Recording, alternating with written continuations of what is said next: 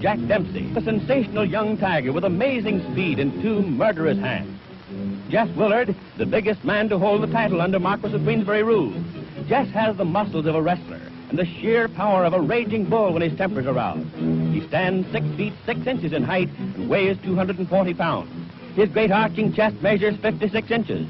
Though half a foot taller and 50 pounds heavier than his rival, the tall pine of the Potawatomi is rated only a 5-4 favorite over the Manassas Mauler. The 70,000 spectators pack around the ring in the blistering sunshine. The championship belt of gold and silk is paraded for all to see, symbol of every heavyweight king from John L. to Willard himself. The referee, Ollie Ficord, calls Willard and Dempsey from their corners for instruction.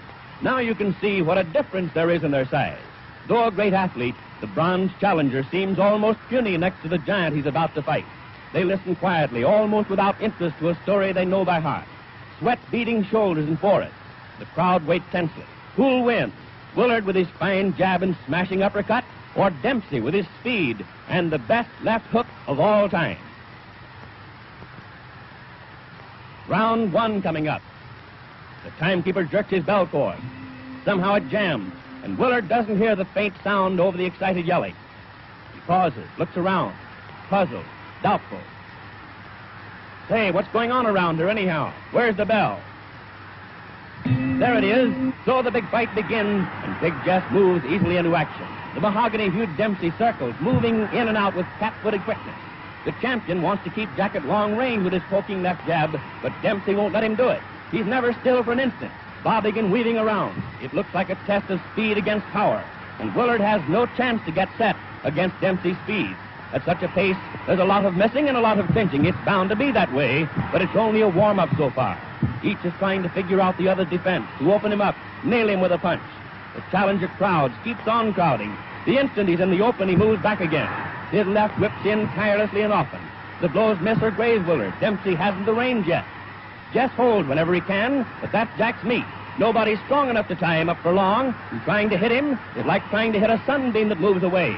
Dempsey's hands are in motion all the time. Willard tries to block with gloves and forearms and elbows, but he's compelled constantly to retreat. What else can he do against the endlessly moving little man? And when you're going away, you can't do much damage yourself. A champion is supposed to make the fight, but try as he will, it's far beyond Big Jess. But he hasn't been hurt yet.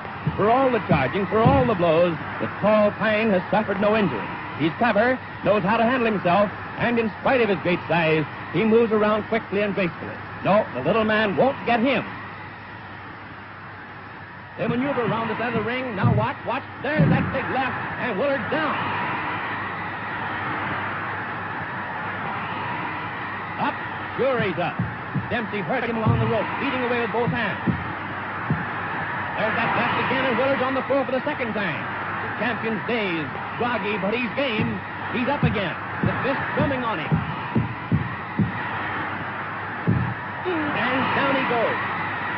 Falls along the floor like a wounded animal, crouching with his back half turned as he arrives. The mauler overwhelms him with a hysterical burst of fury that sends him to the floor for the 4th time. Dempsey stands over the stricken man, his fist cracked. The instant Willard's knees are off the floor, Jack's at him again. Jess is wide open. He has absolutely no defense. And he hits the deck again.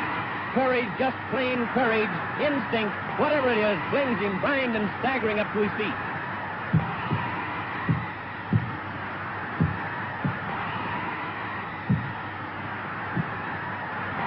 Willard reels around the ring, powerless, with Dempsey combing right and left into him.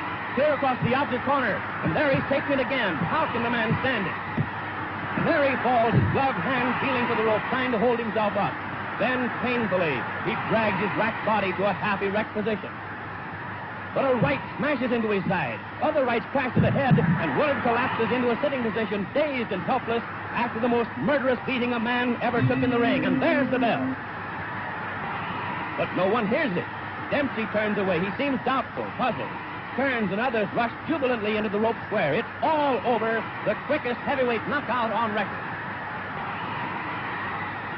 Jack hurries out of the ring to avoid the crowd. But the timekeeper and referee Ollie Ficord are yelling that it's not over. The bell had sounded before Big Jess was counted out. Where is the challenger anyway? Willard's chief second, Walter Monahan, and the other handlers have leaped into the ring to bring their man too. The champion seems helpless, but technically the fight is still on.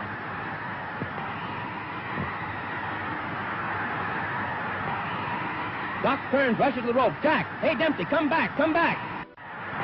1-2 and the bell sounds again. Amazingly enough, Willard rises for the second round. Beaten as no man ever has been, he advances into Dempsey's raging fist. He jabs as though any jab could keep that tiger away from him. With all his wearied, broken body, Jess does his best to keep going. Why? It's no use, he hasn't a chance, but there's the tradition of all champions behind him.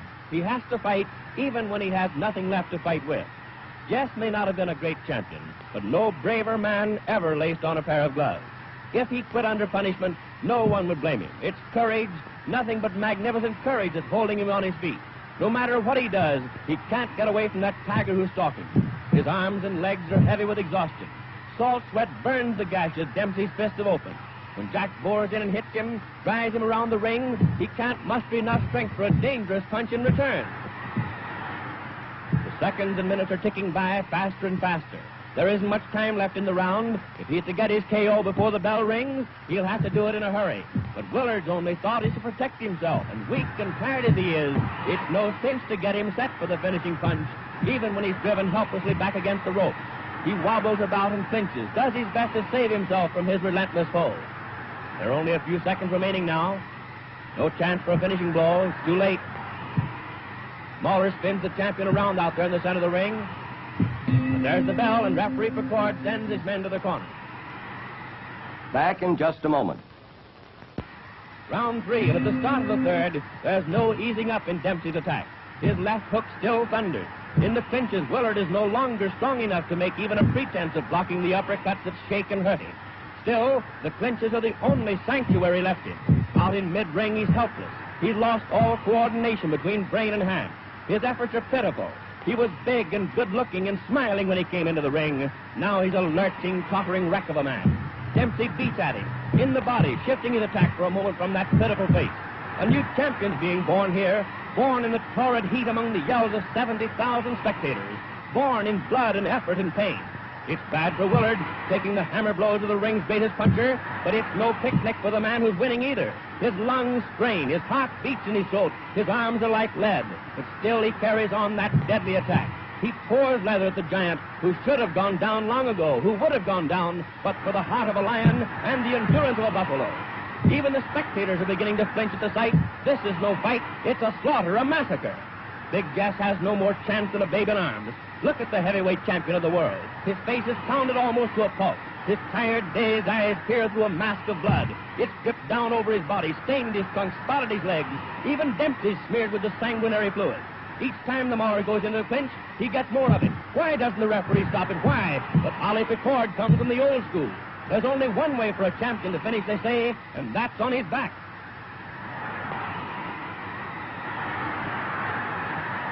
But the bloody, half-blinded Willard won't go down, not even when the tiring Dempsey's blows stagger and hurt him more and more.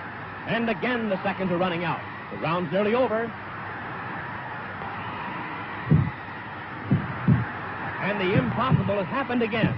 Big Jess has lasted through this another murderous round with this roaring Dempsey.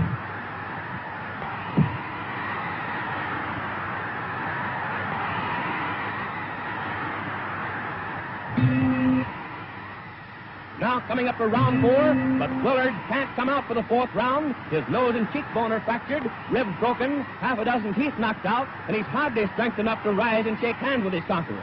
In this most unusual of fights, an idol has been born. Dempsey the Mauler. Unusual, every second of it. The bell failed to sound clearly at the start. The champion was knocked down 7 times in the first round. The challenger left the ring and had to be called back. Willard lost his title while sitting in his corner. Every minute is crammed with drama, as the ring is now with yelling, excited men. Dempsey's in everyone's minds and hearts. Dempsey the killer, Dempsey the champion.